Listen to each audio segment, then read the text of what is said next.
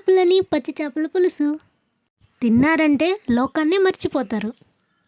పర్ఫెక్ట్గా చేసేద్దాం రండి. వీడియో స్కిప్ చేయకుండా చూడండి, లేదంటే టేస్ట్ మిస్ అవుతారు.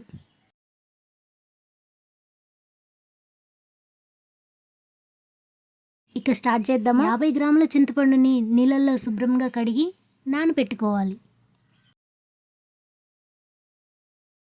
మిక్సీలో 4 టమాటాలు వేసి పేస్ట్లా చేసుకోవాలి. స్టవ్ ఆన్ చేసి గిన్నె పెట్టి 4 టేబుల్ స్పూన్ల ఆయిల్ వేసుకోవాలి. ఆయిల్ హీట్ అయ్యాక 1 టేబుల్ స్పూన్ మెంతులు, 1 టేబుల్ స్పూన్ జీలకర్ర, 1/2 టేబుల్ స్పూన్ ఆవాలు వేసి వేయించుకోవాలి. అవి వేగాక 4 ఆనియన్స్ సన్నగా కట్ చేసి వేసుకోవాలి. కలుపుకుంటూ వేయించుకోవాలి.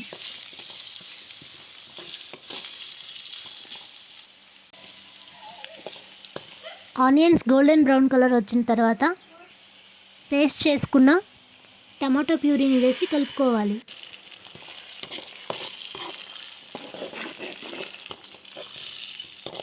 కాస్త వేగాక 1/2 టేబుల్ స్పూన్ పసుపు, రుచికి సరిపడా రాళ్ళ ఉప్పు వేసుకోవాలి.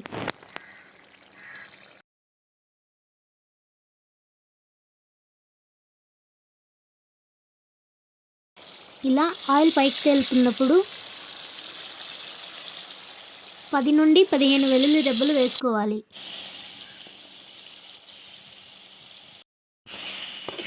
టమాటో పేస్ట్ పూర్తిగా వేగాక 2 టేబుల్ స్పూన్ల కారం వేసుకోవాలి.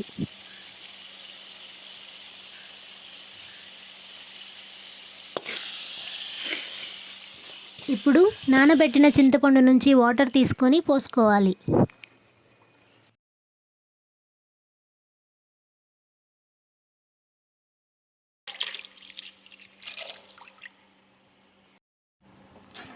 గరిటెతో కలుపుకొని మంటని హై ఫ్లేమ్లో పెట్టి పులుసుని తెరలకాగనివ్వాలి.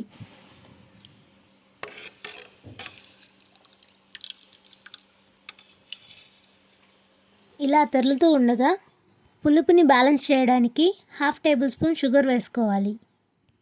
ఇదే చేపల పులుసులో నాకు తెలిసిన చిన్న సీక్రెట్. చక్కెర వేయడం వల్ల పులుపుని ఎక్కువ కాకుండా తక్కువ కాకుండా బ్యాలెన్స్ చేస్తుంది. ఇప్పుడు ఇందులో 1 టేబుల్ స్పూన్ ధనియాల పొడి, 1/2 టేబుల్ స్పూన్ గరం మసాలా వేసుకోవాలి. పులుసు చిక్కబడ్డాక క్లీన్ చేసుకున్న పచ్చాపల్ని ఒక్కొక్కటిగా అందులో వేసుకోవాలి.